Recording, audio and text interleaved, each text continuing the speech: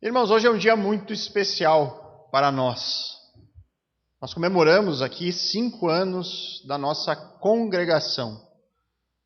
Mas como, pastor, faz mais tempo que eu venho aqui na igreja. Talvez alguém esteja pensando, mas faz mais de 5 anos que eu frequento esse lugar. 5 anos, na verdade, é uma data mais formal, no sentido de que fazem 5 anos que nós fizemos a nossa assembleia de fundação da igreja. Então nós estamos aqui hoje em um culto de ação de graças. É um culto no qual nós agradecemos a Deus por isso. E é importante sempre deixar muito claro, nós não estamos aqui comemorando uma instituição. Nós não estamos aqui comemorando um local, um prédio ou algo dessa natureza. Nós estamos aqui para comemorar vidas que Deus uniu em um mesmo propósito. Nós estamos aqui para celebrar pessoas que se uniram para juntas aprender mais sobre a palavra de Deus, que se uniram para juntas crescerem em Cristo, se tornarem cada dia discípulos melhores do nosso Senhor. E todos nós que fazemos parte desta congregação, nós partimos de uma crença comum. Nós partimos da crença, do entendimento de que nós somos pecadores. Todos nós aqui que nos unimos. Nós partimos disso, do entendimento que nós somos seres humanos repletos de falhas, com problemas. Pessoas que cometem erros, que têm inúmeras imperfeições. Pessoas que vira e mexe estão desapontando umas às outras, decepcionando umas às outras.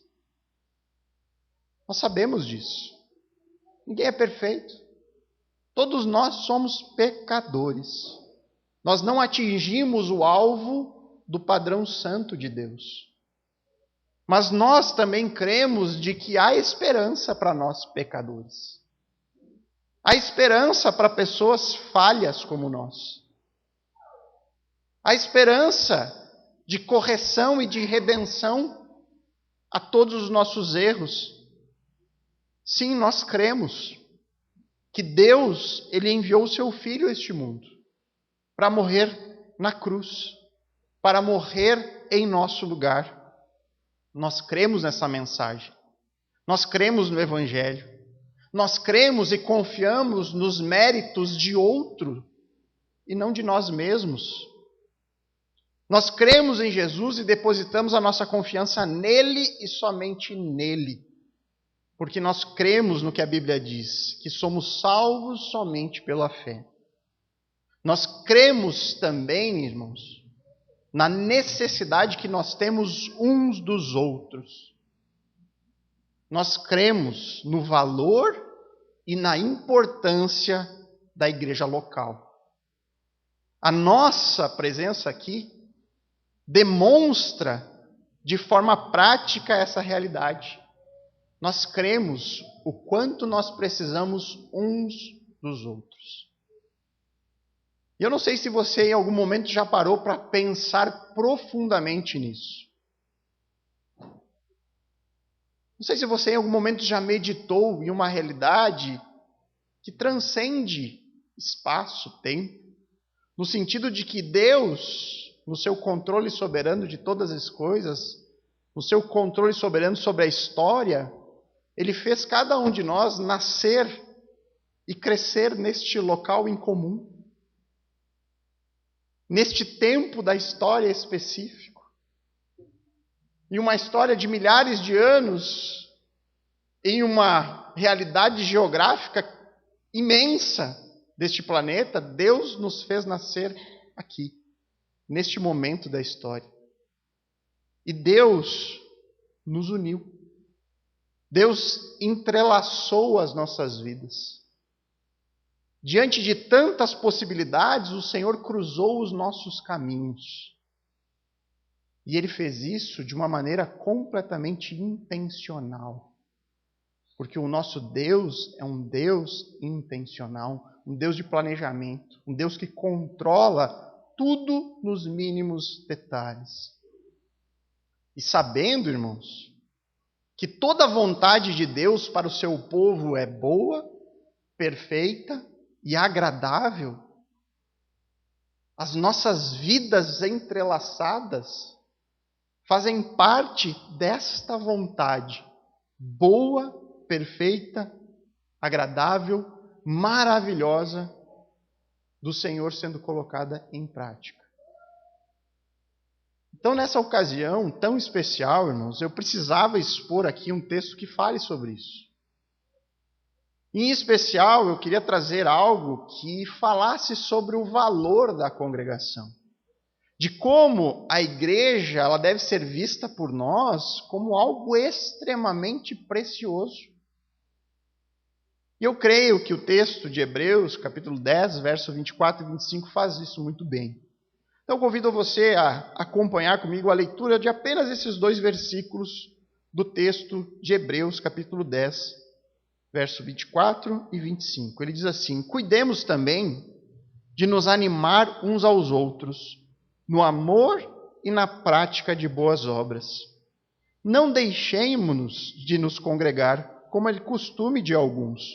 Pelo contrário, façamos admoestações, ainda mais agora que vocês veem que o dia se aproxima. E aqui, irmãos, rapidamente, uma breve introdução acerca da carta aos Hebreus. Essa é uma carta, uma epístola, do qual o autor ele é desconhecido. Nós não sabemos quem foi que escreveu este livro. Há várias teorias, há várias hipóteses, mas nós não sabemos. Não podemos afirmar quem é de fato o autor. O que nós sabemos é que ela foi escrita no período certo, no período apostólico, no primeiro século da história. Provavelmente antes do ano 70 depois de Cristo. Sabemos também que o público-alvo aqui do seu autor são hebreus, são judeus que se converteram ao cristianismo e que estavam naquele momento passando por um grande teste, uma grande provação da sua fé. Muitos, inclusive, estavam deixando o cristianismo e retornando para o judaísmo.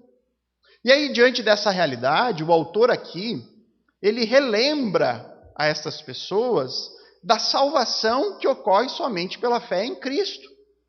Não há salvação na religião judaica depois que Cristo veio e morreu por nós. O Filho de Deus, o autor vai dizer ao longo da sua epístola, ele se tornou o nosso sumo sacerdote. E é um sumo sacerdote de ordem celestial. Jesus, ele se ofereceu como sacrifício vivo, de uma vez por todas, ao contrário daqueles sacrifícios que os judeus estavam acostumados, que tinham que ser repetidos constantemente. O autor diz que Cristo ele conquistou a salvação para todos aqueles que se aproximam a Ele por fé. Uma fé, ele diz que persevera. Persevera até o momento de receber a sua recompensa eterna. Ele diz que Cristo é superior aos anjos, Cristo é superior ao sacerdote, Cristo é superior à antiga aliança. E aí então, ele diz que os leitores, eles não deveriam abandonar tão grande salvação. Pelo contrário, eles deveriam se agarrar em fé a Cristo. E então encorajar os seus irmãos na fé, os seus companheiros de jornada a perseverarem também até o fim. E aqui justamente no capítulo 10, o autor ele vai apresentar o tema da perseverança. E ele faz aqui várias exortações sobre a perseverança na fé, das quais eu pretendo destacar apenas 2 delas, que são aquelas que estão justamente ligadas à necessidade que nós temos da congregação cristã. A primeira dessas exortações que eu destaco está no verso 24. Ele diz que nós devemos perseverar em expressar amor uns pelos outros. O verso 24 diz ali: cuidemos também de nos animar uns aos outros no amor e na prática de boas obras. A versão nova, a versão transformadora, NVT, ela traz também um versículo de uma maneira mais clara ainda. Ele diz assim: pensemos em como motivar uns aos outros na prática do amor e das boas obras. Então, segundo o autor de Hebreus, a perseverança na fé envolve esforço. E aqui ele não diz que é um esforço de ordem individual, mas é um esforço comunitário. Nós devemos animar uns aos outros. Devemos pensar em como motivar uns aos outros. De que forma nós podemos encorajar uns aos outros. De que maneira eu posso estimular uns aos outros. Mas que tipo de ânimo ele está falando aqui? Animar uns aos outros a fazer o quê? O texto diz: a praticar amor e realizar boas obras. E possivelmente, irmãos, creio que ninguém vai discordar disso, amor e boas obras estão entre os fundamentos, estão na essência do que é o verdadeiro cristianismo. Eu creio que ninguém questiona isso. Amor e boas obras estão presentes no centro da pregação cristã, no centro do ensino de Jesus. E aqui eu trago alguns exemplos. Lá no Evangelho de João, no capítulo 13, versos 34 e 35, Jesus diz assim: eu lhes dou um novo mandamento, que vocês amem uns aos outros. E a gente pensaria, mas de que forma amar uns aos outros é um novo mandamento? Isso está assim, esse é um mandamento desde a lei mosaica, o amor uns aos outros. E aí ele completa: assim como eu os amei, que vocês também amem uns aos outros. Este novo mandamento envolve que este amor é da mesma qualidade do amor de Cristo por nós. É um amor que não impõe condições. É um amor que se sacrifica pelos demais. E aí ele fala algo muito interessante no texto. Ele diz assim: nesse tipo de amor que eu estou entregando a vocês, que eu estou ordenando que vocês pratiquem, nisto conhecerão que vocês são meus discípulos, se tiverem o amor uns com os outros. Ele disse: olha, as pessoas do mundo, as pessoas que não creem, elas têm que olhar para vocês e perceber pelo amor que há entre vocês algo diferente. De tal forma que por este amor, que não impõe barreiras, que não impõe condições, que é sacrificial, as pessoas verão que vocês são discípulos de Cristo. Em Efésios 2:10, o apóstolo Paulo diz assim: pois somos feitura dele, criados em Cristo Jesus para boas obras, as quais Deus de antemão preparou para que andássemos nela. Ou seja, Deus nos resgatou em Cristo para fazermos boas obras. Nós não somos salvos por ela. A salvação é pela fé.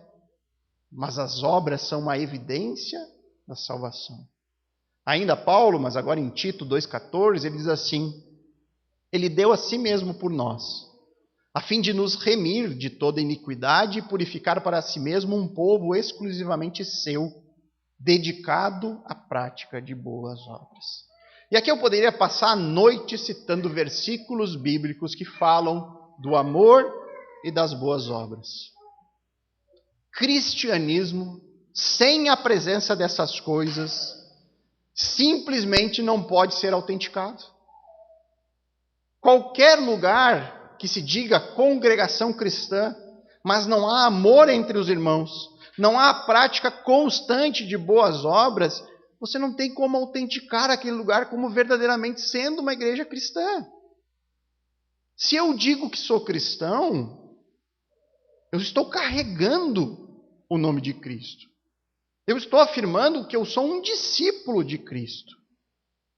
Mas se na minha vida eu não demonstro de maneira prática amor, eu não amo os meus irmãos, eu não me preocupo com o bem deles, eu não parto em ação para fazer o bem aos outros, se não há boas obras visíveis na minha vida, então, irmãos, a nossa confissão de fé, ela não pode ser verificada.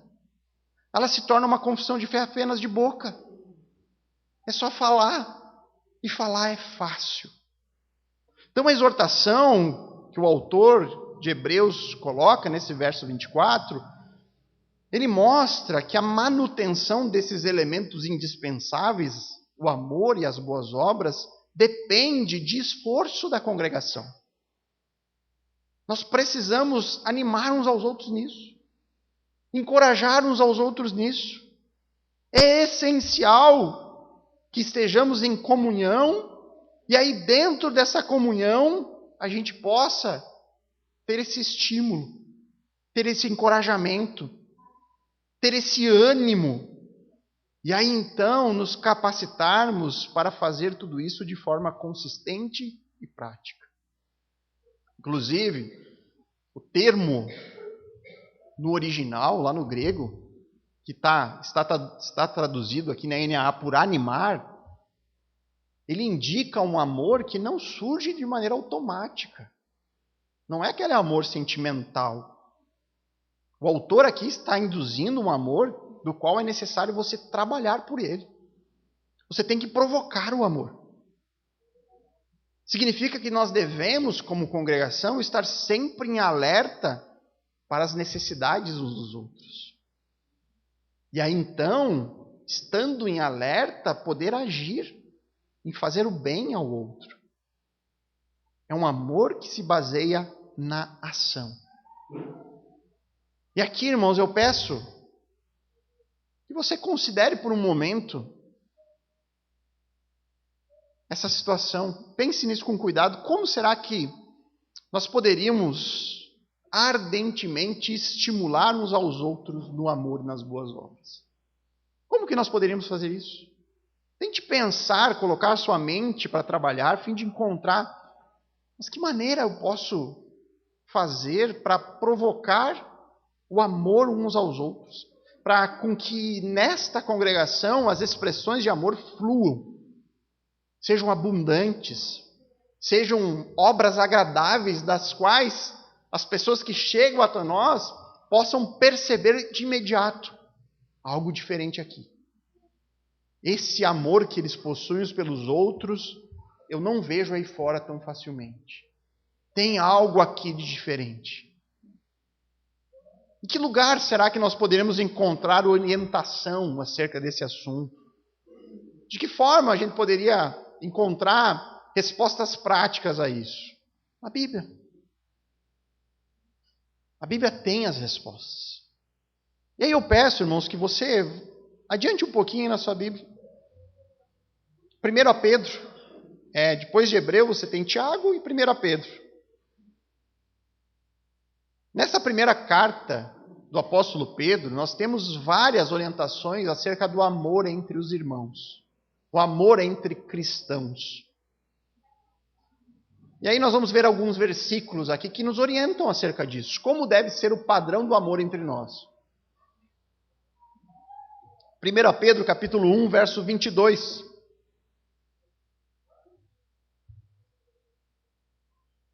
O versículo diz: tendo purificado a alma pela obediência à verdade e com vistas ao amor fraternal não fingido, amem intensamente uns aos outros de coração puro.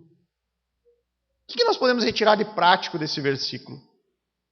Que o amor que deve ser praticado na congregação, irmãos, ele precisa ser de coração. Ele não pode ser fingido. Porque o amor fingido não dura muito tempo. Você consegue sustentar o fingimento por poucos momentos. O amor, de fato, ele não pode ser da boca para fora.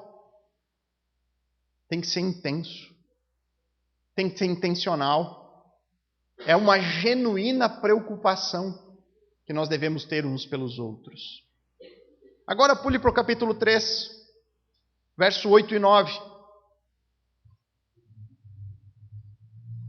Capítulo 3, verso 8 e 9, ele diz ali: finalmente, tenham todos o mesmo modo de pensar. Sejam compassivos, fraternalmente amigos, misericordiosos, humildes. Não paguem mal com mal, nem ofensa com ofensa. Pelo contrário, respondam com palavras de bênção, Pois para isto mesmo vocês foram chamados, a fim de receberem bênção por herança. Nós podemos aprender aqui que o amor congregacional se manifesta na compaixão. Se manifesta exercendo misericórdia, fazendo isso de forma humilde, jamais orgulhosa. O amor genuíno jamais procura por vingança. Não usa a língua para falar mal uns dos outros. O amor fraternal busca sempre a paz. É pacificador. É inimigo de contendas. Ele procura sempre uma oportunidade para abençoar. Agora no capítulo 4, verso 9 e 10.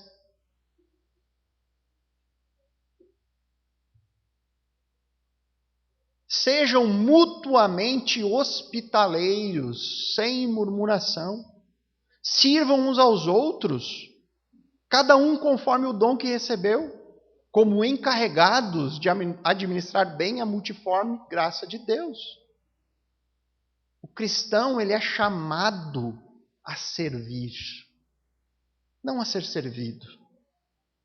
Principalmente entre nós irmãos. O próprio Senhor Jesus veio para servir e não para ser servido. Mateus 20, 28.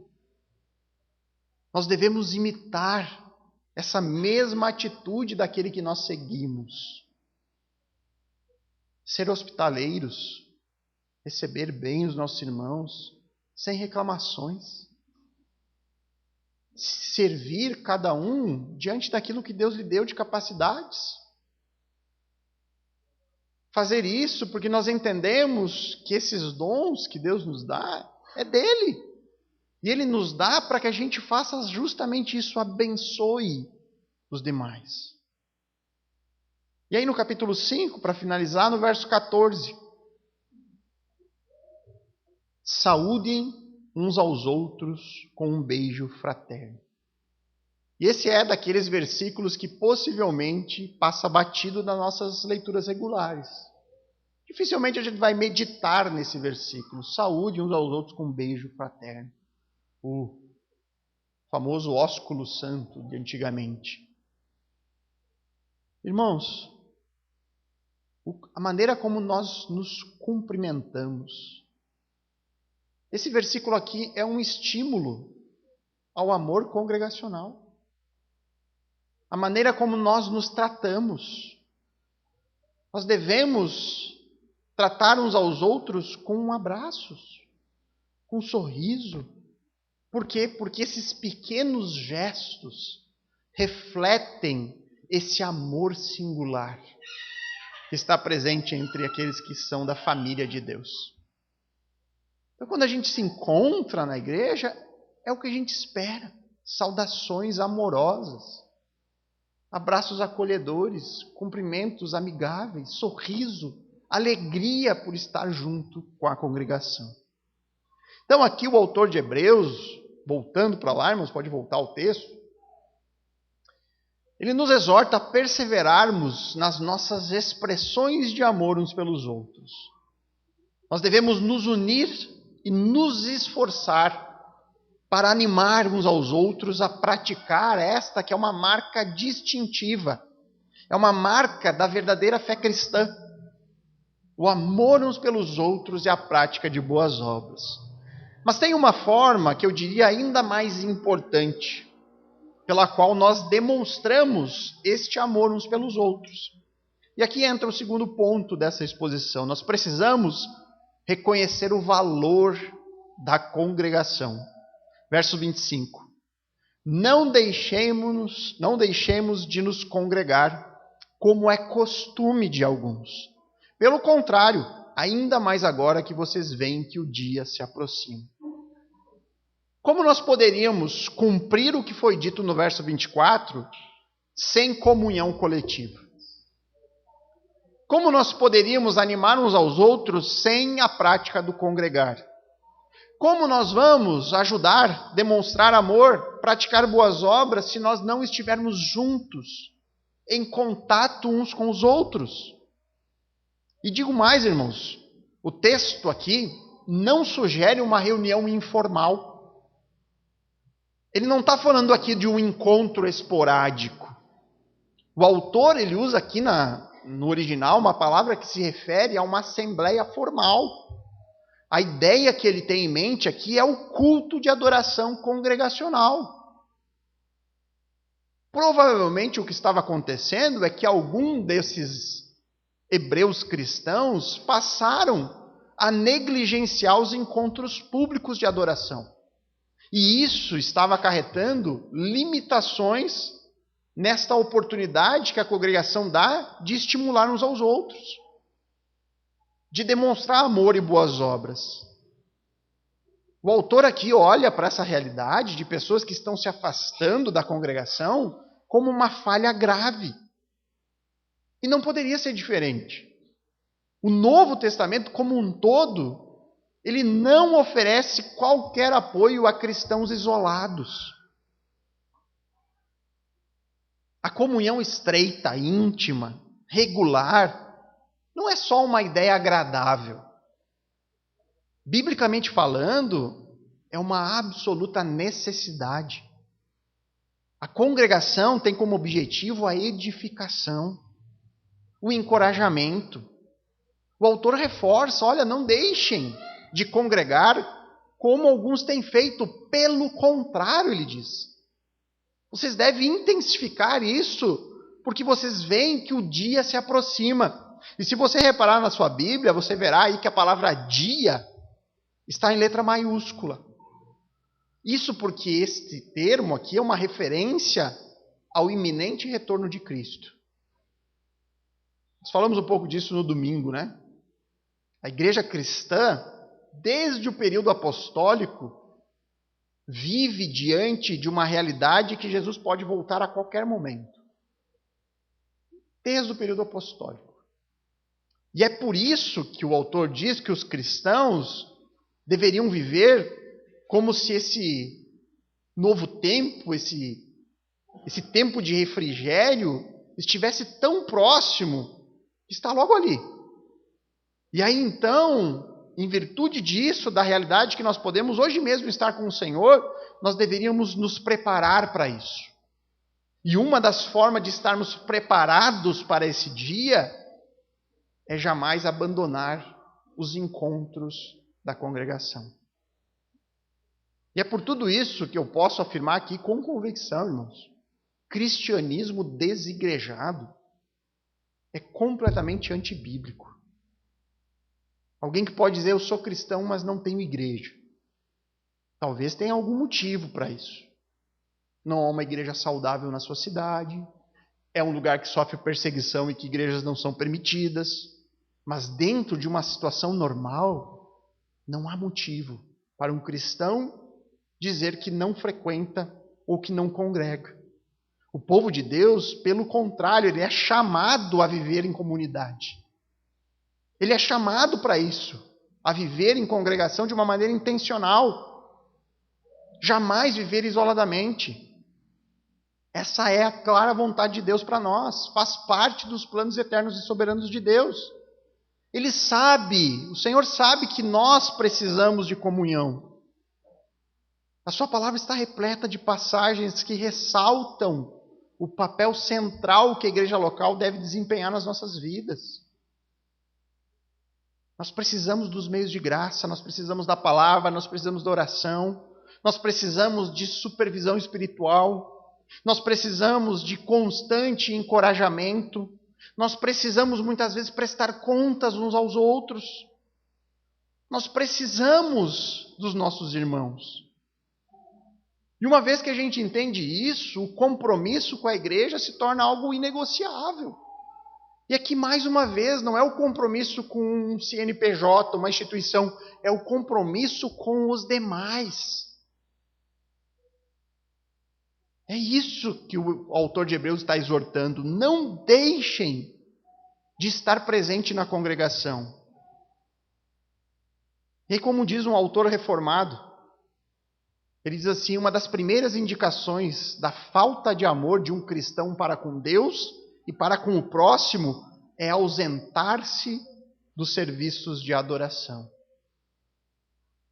Ele diz: a pessoa que abandona esta obrigação bíblica de comunhão, quando ela abandona o participar do culto, ela está, na verdade, exibindo claros sintomas de orgulho e egoísmo. Eu não preciso de igreja. Eu não preciso de culto. Eu não preciso de pastor. Eu não preciso de ninguém ao meu lado. Eu sou autossuficiente.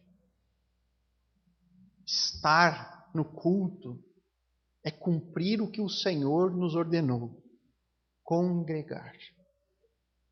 Quando nós nos reunimos aqui, irmãos, nós estamos congregando. Cada reunião na igreja é uma expressão de culto a Deus. Por mais que na quarta-feira a gente chame de escola bíblica. A escola bíblica também é uma expressão de culto a Deus. Esses momentos que nós desfrutamos juntos aqui nos lavam espiritualmente, nos curam, nos libertam, nos consolam, nos ensinam, nos edificam. E eu sei que há determinados motivos que podem ocorrer de nos ausentarmos em alguns cultos. Isso às vezes acontece, mas não deve ser jamais uma prática. Quando uma pessoa falta a um culto de domingo, por exemplo, ela sente, o cristão, sente dor no coração. Se ela deixa de ir no culto por 2 domingos, aí o coração começa a doer menos.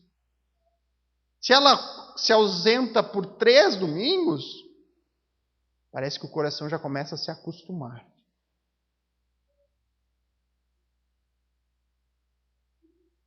E aí talvez você possa até discordar disso.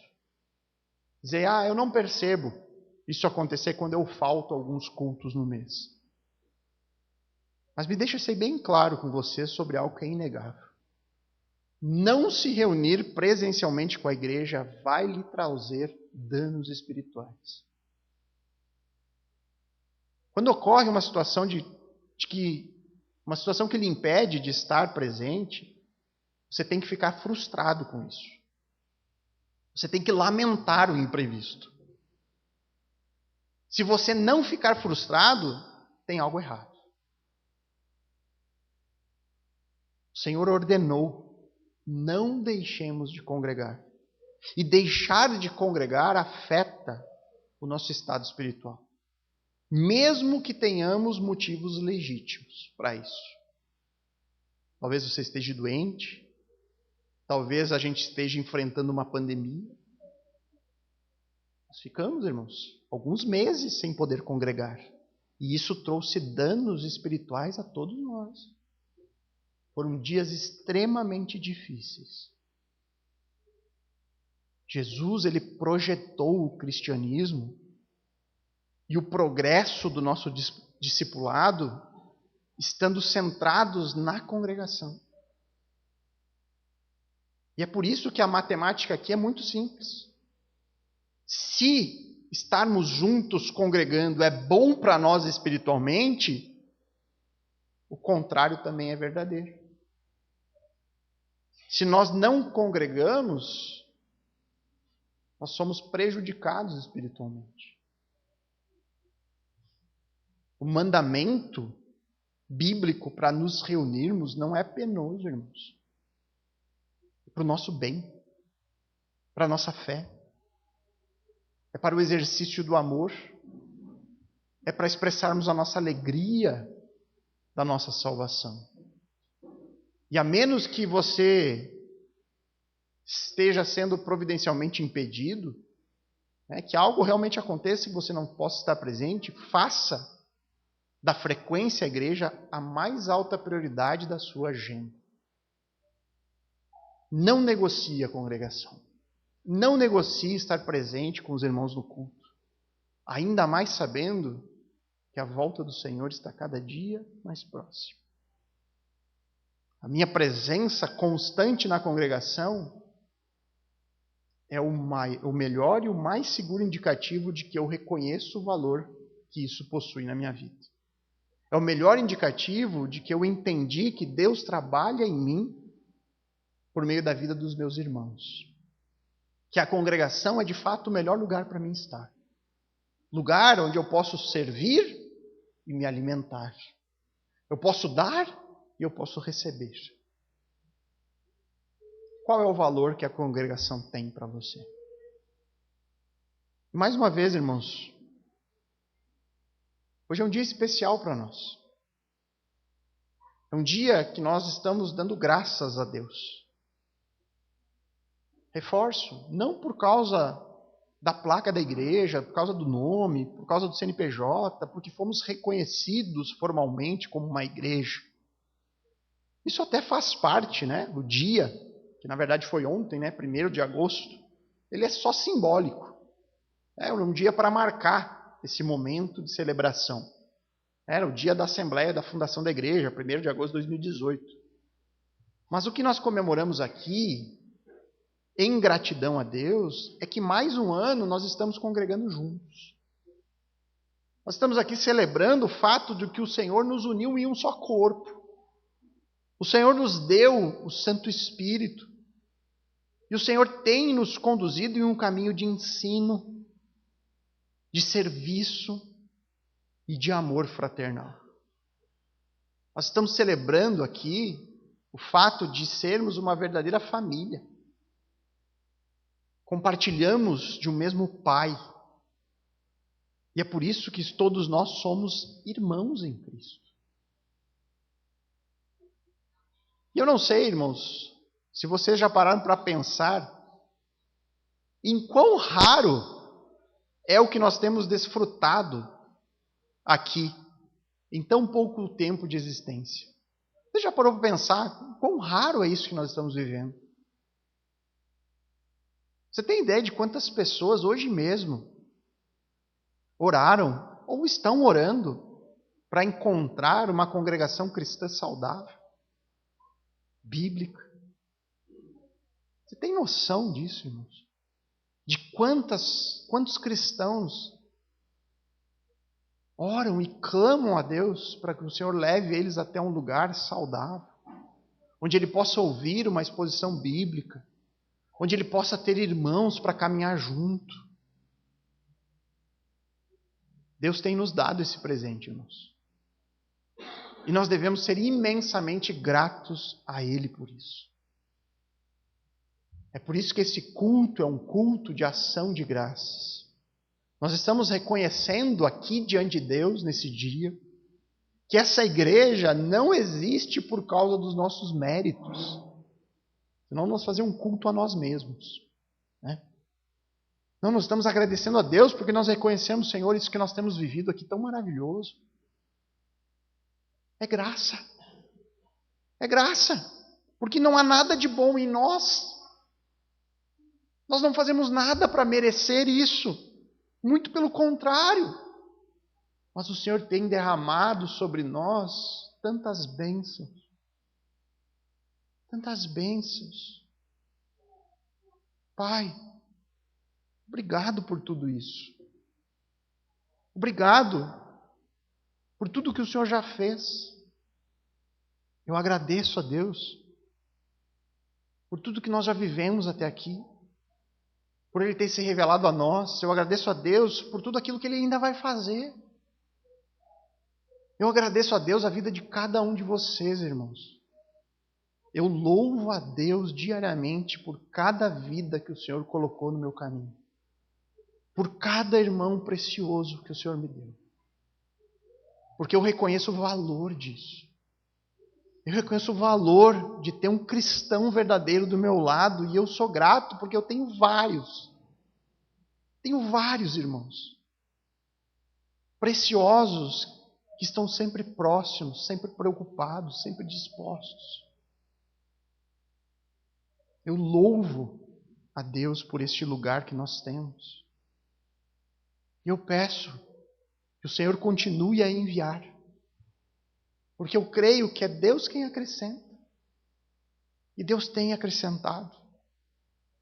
E eu peço, Pai, envie mais. Para que juntos possamos ser aquilo que está no nome da nossa congregação.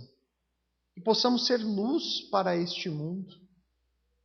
Que possamos ser cada vez mais uma igreja centrada na pregação da palavra de Deus. Portanto, irmãos, hoje é um dia muito especial. É um dia de festa. É por isso que está decorado, por isso que tem balão na entrada. É uma festa não a nós mesmos. É uma festa ao Senhor. É gratidão a Ele.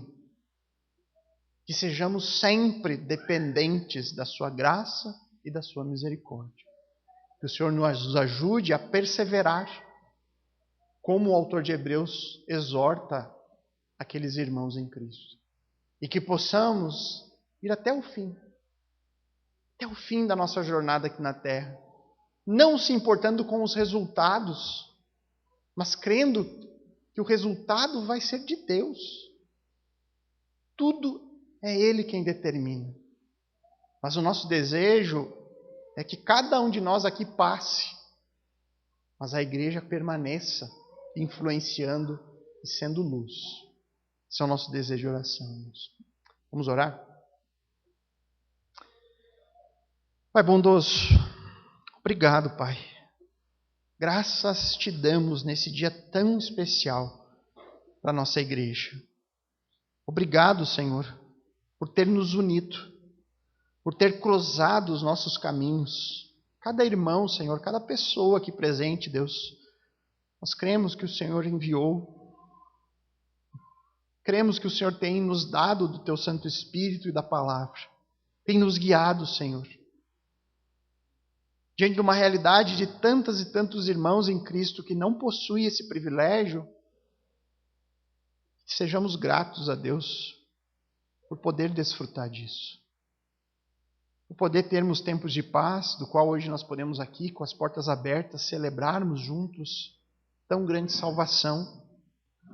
Uma salvação, primeiramente, dos nossos pecados. Uma salvação deste mundo mau. E essa união, Pai, que serve para nos edificar, para nos encorajar, para nos animar, para que o nosso fardo seja mais leve quando uns aos outros carregam juntos. Obrigado, Pai. Obrigado por tão grande privilégio.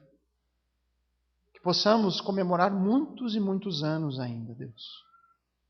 Que possamos receber muito mais pessoas aqui para que possam ouvir do Evangelho e converterem dos seus caminhos. Entregarem suas vidas a Cristo e poder desfrutar também desta mesma alegria que hoje nós estamos aqui desfrutando. Abençoa, Senhor, derrama a sua misericórdia e sua graça sobre nós, sobre essa congregação, sobre cada um de nós, para que possamos ser luz onde o Senhor nos levar, que possamos perseverar, Deus, até o fim. Esse é o nosso desejo e oração em nome de Cristo. Amém.